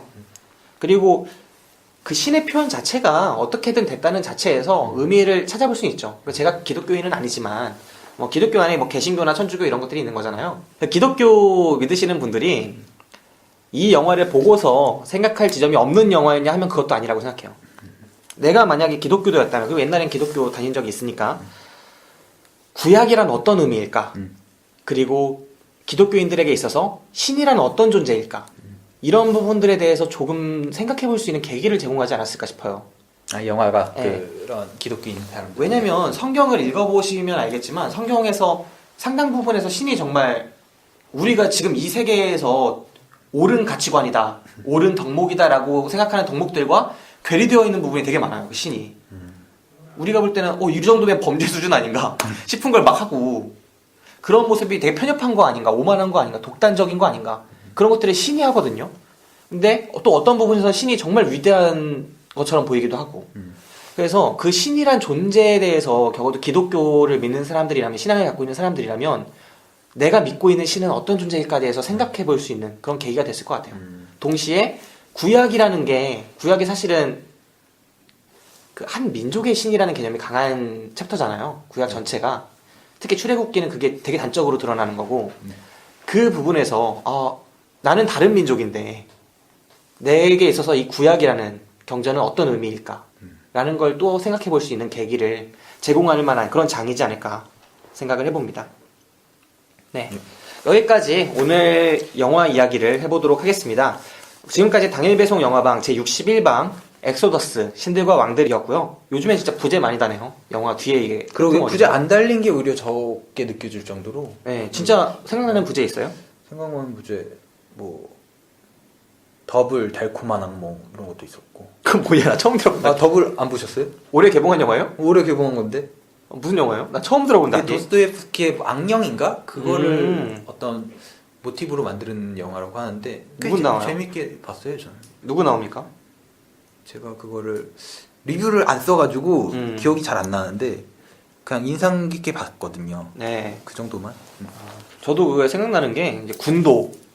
아, 군도가 군도도. 뒤에 뭐 붙었잖아요. 명량도 뭐 붙었고. 명량 회오리 바다. 다 붙잖아. 그 전에 또 해적도 나왔었잖아요. 산으로 간, 바다로 간 해적, 산적인가? 맞아. 산으로 간 해적인가? 뭐 하여튼 있었고. 이번에 호빗도 붙지 않나요? 호빗이 또 붙을 거예요, 아마. 호빗은 뭐 기본적으로 붙고. 다섯 군데 전투? 그런 식으로 붙을 거예요. 그렇게 부재 붙는 영화들이 진짜 많은데, 전 부재를 개인적으로 안 좋아하는 편이라. 너무 좀 떨거지 같잖아. 뭐야, 그게. 아무튼 그런 영화들이 많은 것 같아요. 이것도 하나의 트렌드라고 할 수 있겠죠. 네. 갑자기 생각나는데, 그 총독 있잖아요, 총독. 모세가 처음 파견되는 데가 이제 지방 총독한테 파견되잖아요, 감찰로. 거기 갔을 때, 이제 모세가 되게 멋있는 말 많이 하죠, 똑똑한 척 하면서. 그때 여자 노예가 모세를 바라보는 눈이 심상치가 않거든요. 기억나요? 그 단역으로 나왔던 여자 아니, 전 모르. 그 총독은 기억나요? 총독은 예. 네, 총독 나중에 와가지고 독대를 청하는 애 있잖아요. 네. 그 총독이 되게 호화롭게 살면서 흑인 노예 한 명이랑 여자 노예 한 명을 뒤에 둔 채로 모세랑 이야기를 나눠요. 그때 모세가 자꾸 멋있는 말을 하면서 얘 총독을 쏘아붙이니까 뒤에 여자 노예가 은근히 돌아보면서 모세를 쳐다보는 장면이 클로즈업 되거든요. 그래서 나는 걔가 또 나올 줄 알았어. 거기에서. 근데 그게 마지막 장면인 거야. 그러니까 대사도 없고 눈빛 연기만 한 거야. 근데 엑스트라인 거지, 그러니까. 나 엑스트라가 눈빛 연기 이렇게 하는 거 처음 봤어. 우리 영화방에서 이제 올 연말에 DPS 영화상을 주거든요. 거기서 주연상, 조연상만 있는 거야. 엑스트라상이 없구나. 크니까 단역상이 없는 거예요. 난 얘를 단역상으로 뽑으면 무조건 나 얘 뽑으려고. 그 정도로 진짜 얘는 단역인데 그거 있잖아요. 잠깐 나왔는데 얘 또 분명히 나오는데 하고 계속 기다리는. 김기사 눈에 딱 찬 그런 혹시 여인이 아니었을까? 아니 연기 측면도 있었을 것 같아요. 분명히 예쁘기도 했지만 분명히 얘가 나 또 왜 나올 못 거라 봤지? 생각했는데 안 나와서 나는 되게 마음으로 계속 기다렸거든요. 내가 보니까 얘는 단역인데 두 가지 가능성이 있죠. 하나는 편집됐다. 나온 장면이 다 편집됐다. 두 번째는 진짜 엑스트라로 고용했는데 혼자서 연기 의욕이 충만해서 연기한 거야. 궁금하더라고. 재밌네. 네, 그랬습니다. 자, 지금까지 당일배송 영화방 61방 엑소더스 신들과 앙들이었습니다. 들어주신 여러분들 감사하고요. 다음 코너로 넘어가 보도록 하겠습니다. 자, 정기사가 소개해 주실 시간이죠. 다음 주 개봉 영화 시간입니다. 지금 여러분께서는 당일 배송 영화방을 듣고 계십니다. 우리들의 팟캐스트 방송국 DPS 2014년 12월 17일 수요일부터 2014년 12월 18일 목요일까지 수요일날 호빗이 개봉을 하네요. 네. 호빗 보셨어요? 호빗을 전편은 다 봤죠. 원투? 예, 원투 전편을 다 봤는데 그게 용 잡으러 가기 전에 이제 끝나잖아요. 나 엄청 화나더라. 용이 막 이렇게 등장은 그래도 했으니까. 투에서 용이 눈 뜨면서 끝나잖아. 그 날아가면서. 그래도 막 위압은 그래도 보여줬죠. 위압을 보여줬는데. 야, 이럴 거면 3편만 봐도 됐었어. 맞아. 3편만 봤는데. 이거 너무 안 좋은 생각인가? 그 왜 축구 같은 거 후반전만 보면 된다 그러잖아. 그래요? 왜냐면 경기 결과는 후반에 나오니까. 근데 뭐 어떤 전에 있는 그런 것도 중요하니까. 네, 그죠. 과정이 중요하죠. 옛날에 그 축구를 후반만 중계한다는 그런 방송사 측의 이런 요구가 있었어요. 그러니까 방송 시간이 짧고 축구 쪽에서는 전반 후반 다 해야지 당연히 이렇게 주장하는데 방송사에서는 시간 없으니까 후반만 하겠다. 이게 말이 되는 거냐면서 하지 말라 막 그랬었거든요. 거의 그런 마인드죠, 사실은. 여튼 호빗 5군데의 전투 기대작입니다. 네. 용을 잡으러 가야 되니까. 이 5군데 전투가 5 종족이 나와서 싸운다고 그래요. 그 속에 이제 이게 톨키인 소설 바탕으로 하잖아요. 그 속에 5개의 종족이 등장하고 뭐 엘프, 드워프, 뭐 여러 개 인간 이렇게 등장하는데 그런 5개의 종족이 한꺼번에 나와서 전투를 한다고 하니까 진짜 대작일 것 같습니다. 그리고 일단 스마욱을 잡아야 되니까. 그리고 다음 영화로는 국제시장. 네, 국제시장이 윤재균 감독의 작품이고요. 출연 황정민 나오네요. 네, 윤재균은 잊을 수가 없는 이름이죠. 해운대 보셨나요? 해운대 봤죠. 네, 그 윤재균입니다. 그 윤재균이구나. 네, 지금 천만 감독이라고 이름 걸고 나왔는데 야, 이 영화 보시는 분들 도대체 어떤 분들인지 궁금합니다. 기대 지수가 높은데. 네. 18일 목요일. 여기에 주목할 만한 영화는 개인적으로는 잘 안 보여요. 여기서. 제가 한 2편 정도 꼽을 수 있을 것 같은데 일단 맘이라는 영화가 있어요. 예. 자비에 돌란이라는 감독이 되게 젊은 감독이죠. 우리랑 나이 또래가 비슷할 거예요. 이 감독이 칸느에서 상당한 주목을 받았죠. 이 영화가 칸느에서 그렇게 주목을 받은 영화라고 하니까 많은 분들이 좀 주목을 하실 수 있을 것 같아요. 기대를 하실 수 있는 그런 영화일 것 같습니다. 맘이. 예. 그리고 또 한 편만 꼽아드린다면 강재규 감독이 이번에 돌아와요. 강재규 강재규. 하면은 쉬리 아닙니까, 쉬리? 아, 쉬리 감독이구나. 네, 한국을 대표하는 감독 가운데 하나죠. 강씨 더블 그러잖아요. 강재규, 강우석. 문채원, 고수, 손수 이렇게 네. 출연하네. 근데 너무 문채원이 너무 좋더라. 난 문채원을 좋아하고 그다음에 고수 씨도 진짜 잘생겼잖아요. 네. 네, 이런 배우들 선남 선녀 데리고 민우 씨 오는 날이라는 영화를 찍었는데 민우 씨 오는 날. 민우 씨가 오는 건가? 야, 제목 진짜 구리다. 민우 씨 오는 날 뭐냐? 민우 씨 오는 날. 야 이제 제목 때문에 막 나 진짜 민우 씨 오는 날 같은 소리 아니니? 네, 그런 영화들이 개봉을 합니다. 이번 주에는 전체적으로 다음 주에는 이제 전체적으로 큰 영화들이 개봉을 호빗 때문에인지 많이 안 하고요. 그렇게 기대가 되는 작품도 작은 영화도 많이 없습니다.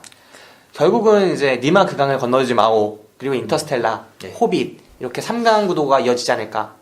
그리고 국제시장과 엑소더스는 서서히 사라지지 않을까 생각을 해봅니다. 네. 지금까지 당일 배송 영화방 다음 주 개봉 영화 시간이었고요. 정기사 오늘 인사 한번 해볼까요? 소감이 어땠어요? 저는 이번에 처음 이렇게 인터뷰를 해봤는데 얘기도 많이 듣고 조금 얘기도 하고 편하게 해보는 시간이었습니다. 그 말과 말 사이에 네. 이게 공간을 주는 거는 뭐 때문이에요, 도대체? 뭐 지금 좀 멍 때리게 돼가지고 왜 이렇게 무슨 얘기를 해야 되지? 왜 이렇게 C까지 나올 정도야 지금? 잠깐, 야 이거 편집하고 다시 해보자. 편집 어딨어? 지금 아, 그거 그래? 다 할 거야, 재밌으니까. 야 잠깐.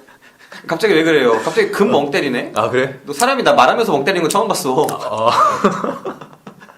오늘 에너지가 다 했나? 네. 여튼 네.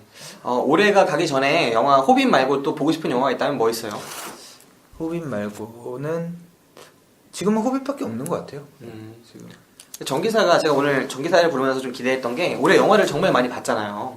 그냥 조금 봤는데. 뭐가 조금이야. 니 볼 때마다 막 엄청 올라오더만. 아무튼 전기사가 영화를 많이 봤는데 올해 본 영화 중에 좀 기억에 남는다, 좀 추천하고 싶다. 추천하고 싶다. 네, 그런 영화들이 있다면 뭐가 있을까요? 뭐 인터스텔라 같은 경우는 저도 재밌게 봤는데 네. 제가 추천 안 해도 다 보실 테니까 이미 보셨어? 이미 보셨으니까 970만 안에 안 들어있진 않을 거야. 추천은 안 하고 네. 했던 것 중에 이제 허라고 음. 그 인공지능과 사랑을 하는 그런 얘기죠. 아까 말했던 거 코모도스. 어. 코모도스 나오네. 호아킨 피닉스. 저도 얼마 전에 DVD방 가서 봤어요. 허를. 네. 전 허를 되게 좀 인상적이 봤고 그리고 이제 뭐 비긴 어게인이라거나 아니면 이제 더블 달콤한 악몽 또는 최근에 스릴러 괜찮은 게 있었는데 그 나를 찾아줘. 네. 그 정도랑 네, 그런 영화들. 허 같은 경우에는 진짜 되게 색다른 문제 제기더라고요. 예, 저는 진짜 존재가 다른 개체잖아요. 예. 진짜 다른 존재, 다른 형태로 존재하는 존재. 예. 그 존재와의 사랑. 예. 내가 그 다름을 허용할 수 있는 게 어디까지일까? 예. 이런 문제 제기를 하는데 와 진짜 대단하더라 그거는.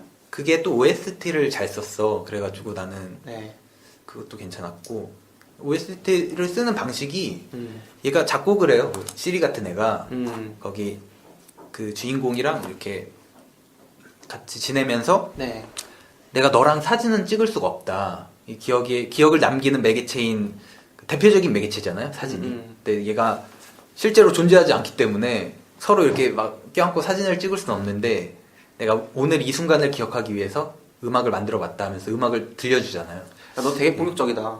실제로 존재하지 않기 때문이라니. 실제로 존재하지 않기 때문에 걔 존재하잖아.